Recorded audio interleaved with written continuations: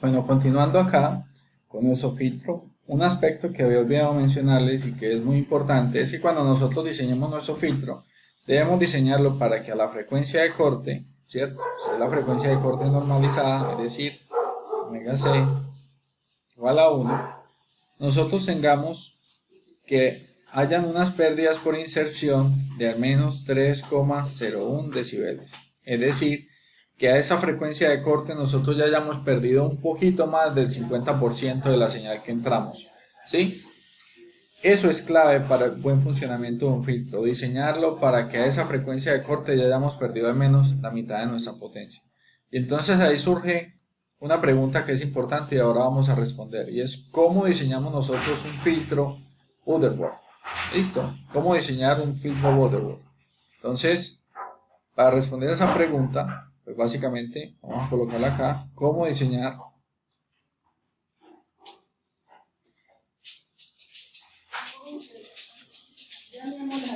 Para responder a esa pregunta, pues vamos a trabajar un ejercicio, ¿sí?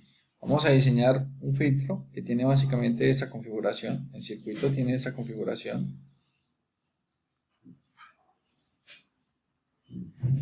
Vamos a poner un capacitor en paralelo a la resistencia de entrada, un inductor posteriormente y un capacitor.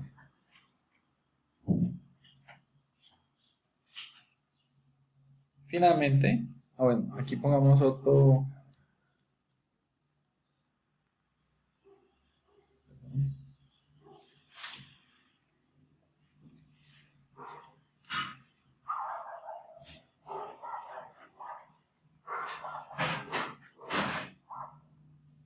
Y aquí la resistencia de salida. Como les mencioné antes, pues básicamente cuáles son nuestros elementos reactivos. Nuestros elementos reactivos son este que está acá, este capacitor, este que está acá, este inductor. Mejor dicho, tenemos dos inductores y dos capacitores. Por lo tanto, tendríamos un circuito con un N igual a 4. Ahora, los libros que nos enseñan a nosotros diseño de filtros, pues básicamente nos indican, ¿sí? A estos componentes le llaman un G1, un G2, un G3, perdón, realmente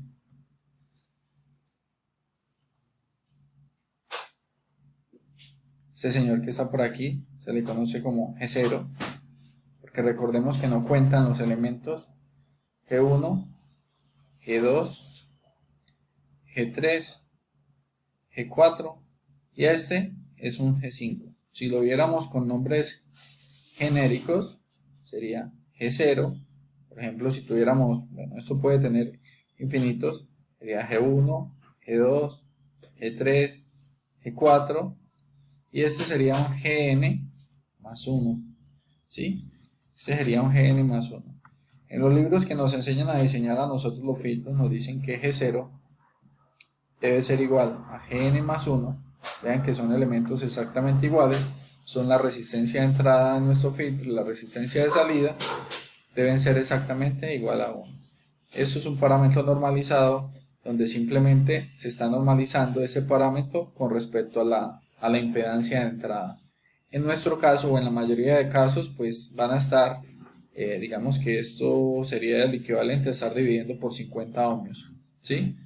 Siempre que G es el lado de una resistencia, ese G nos está indicando que es un elemento resistivo. Cuando es el lado de un capacitor, G es un elemento capacitivo y si está al lado de un inductor es un elemento inductivo.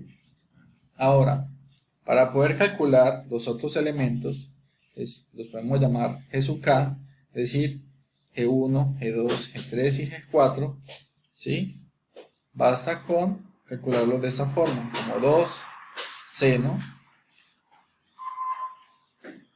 de 2K menos 1 por pi sobre 2n.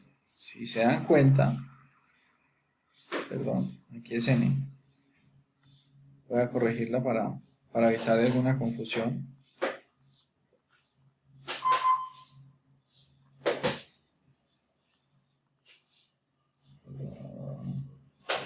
¿Sí? Si se dan cuenta, esta expresión que está por acá se parece mucho al exponencial que nos daba a nosotros cuando hicimos la solución, ¿sí? Vean que es muy parecido, ¿sí? 2k menos 1, ¿sí? Y acá está el pi y está dividido en 2n, ¿de acuerdo? Entonces es importante tenerlo presente. ¿Qué vamos a tener acá? Bueno, que k puede tomar en este caso particular, o siempre digamos que puede valer entre 1, 2, 3, hasta n, ¿sí? En nuestro caso k, ¿cuánto valdría? Valdría 1, 2, 3, 4. Es decir, vamos a tener 4 elementos y los vamos a calcular. Si utilizamos esta expresión, simplemente reemplacemos n. Ya vimos que n, ¿cuánto valía? N vale 4. En nuestro caso tenemos 4 elementos reactivos, que son los 2 capacitores y los 2 inductores. Y la única variable, o lo único que va a ir cambiando, va a ser este valor que está acá. Entonces cuando tenemos para G1 sería 2 seno de 2 por 1 para el primer elemento, es decir, para el primer capacitor, menos 1 por pi sobre 2n. Con esto nos daría que G1 nos da exactamente igual a 0,7654. Cuando hacemos la misma operación para los otros 3 componentes, vamos a darnos cuenta que esto nos da 1,8478, 1,8478, y este nos da 0,7654. Si observan, G1 y G4 son exactamente iguales y G2 y G3 son exactamente iguales. Y eso implica que la estructura nos da simétrica. Vean que los dos extremos nos dan iguales y los dos elementos que van en el centro, es decir, este inductor y este capacitor, tienen un valor equivalente. O sea que nos da una estructura bastante simétrica. Listo. Eso es importante tenerlo presente. ¿Qué otros parámetros debemos tener en cuenta nosotros para el diseño de un filtro? Bueno, como sabemos, la función de ganancia o la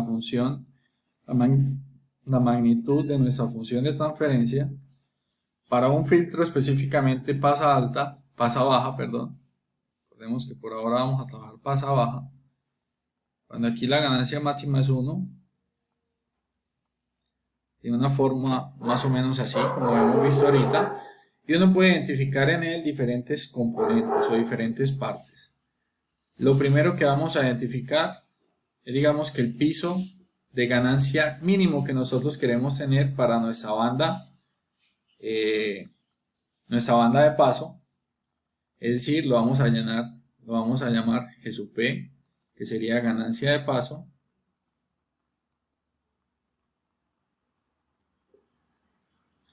Y esa ganancia de paso, pues por supuesto va a tener una frecuencia asociada de paso, una frecuencia angular asociada de paso, ¿sí? Adicionalmente, pues podemos identificar cuál sería la ganancia de nuestra banda de rechazo, ¿sí? Ganancia de rechazo, podríamos llamarla ganancia de rechazo. Y por supuesto, él nos va a marcar una frecuencia de rechazo.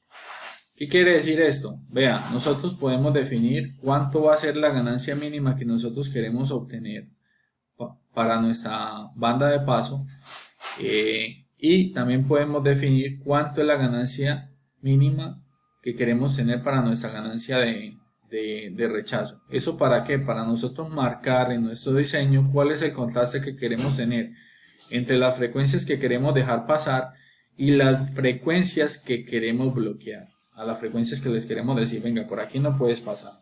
Listo. Eso entonces nos va a permitir a nosotros definir unos parámetros de diseño Y podemos encontrar lo siguiente, podemos encontrar que la ganancia de paso podemos expresarla en términos de esas frecuencias, ¿sí? Pues, indiscutiblemente, todas esas frecuencias y todos esos parámetros deberían quedar relacionados con algo que era la frecuencia de corte, que ya vimos que es clave en el diseño de nuestro filtro, porque es a partir de ella que nosotros vamos a dejar pasar o no vamos a dejar pasar ninguna frecuencia. Así entonces, nosotros podemos definir la ganancia de paso como menos 10 logaritmo en base 10 de 1 más la frecuencia de paso, frecuencia angular de paso, sobre nuestra frecuencia de corte, todo elevado a la 2n.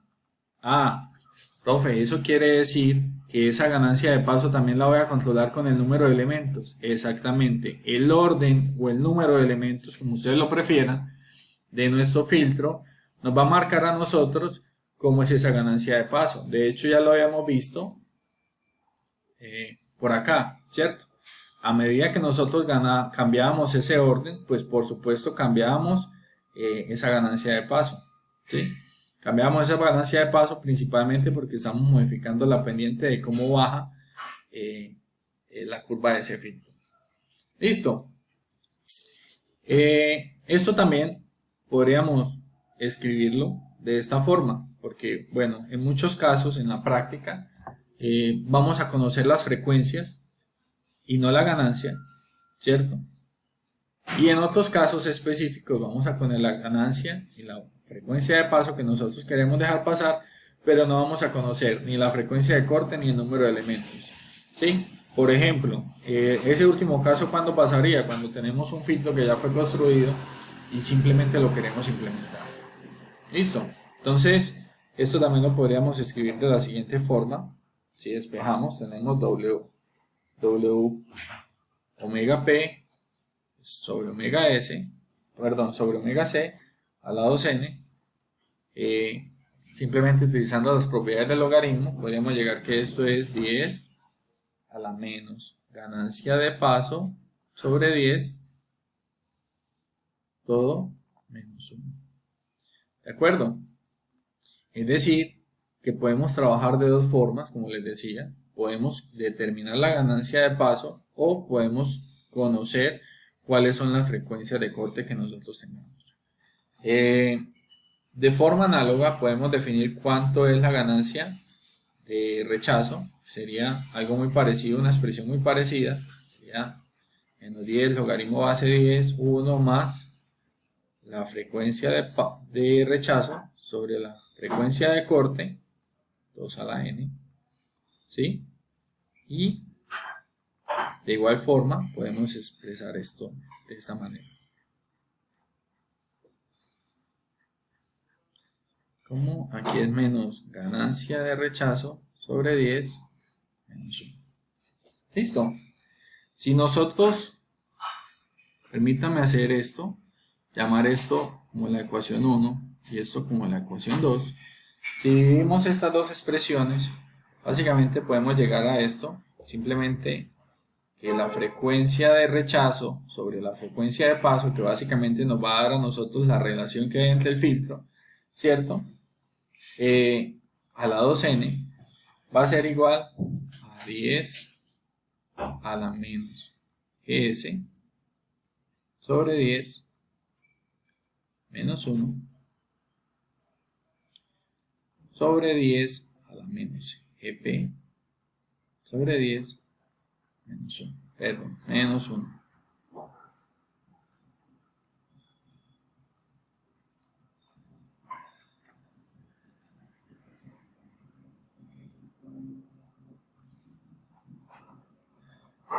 ¿Y eso para qué nos sirve, profe? Pues resulta, muchachos, que nosotros a partir de esas expresiones podemos encontrar cuánto es. Bueno, como hemos visto, uno de los parámetros que es fundamentales y claves en el diseño y el comportamiento de un filtro, pues es sin lugar a dudas el número de elementos. Entonces, por supuesto, contamos con una expresión que nos permite a nosotros determinar cuál es el número de elementos que yo necesito para poder trabajar un filtro que vaya de una banda de paso a una ganancia determinada hasta una banda de rechazo con una ganancia muy baja, ¿cierto?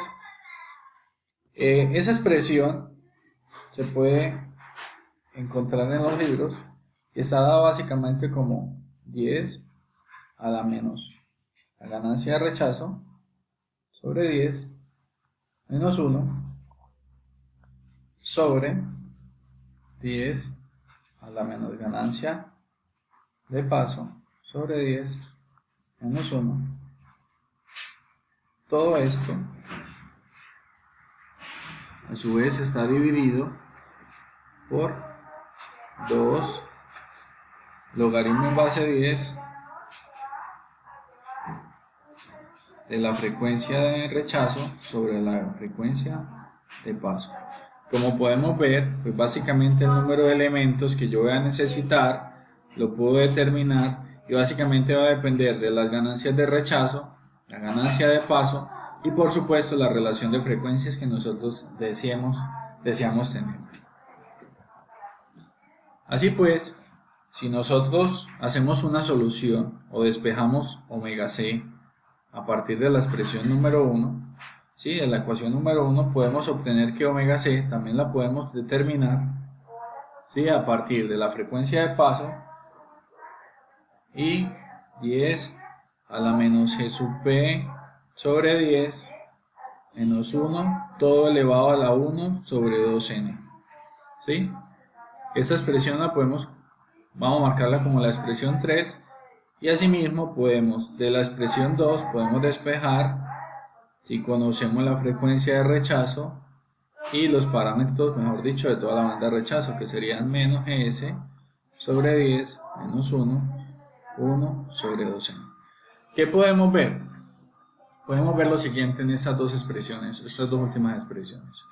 Podemos trabajar de dos formas. Una, ojo, si no conocemos, si tenemos unas características de nuestro filtro y nosotros necesitamos diseñar un filtro y queremos tener unos criterios de ganancia, tanto para la banda de paso y de rechazo, y por supuesto conocemos cuáles son las frecuencias que queremos dejar pasar y cuáles son las frecuencias que queremos bloquear, podemos determinar el número de elementos o, lo mismo, a partir de eso y la ganancia de una de esas dos bandas podemos determinar cuáles son las frecuencias de corte que nosotros deseamos tener.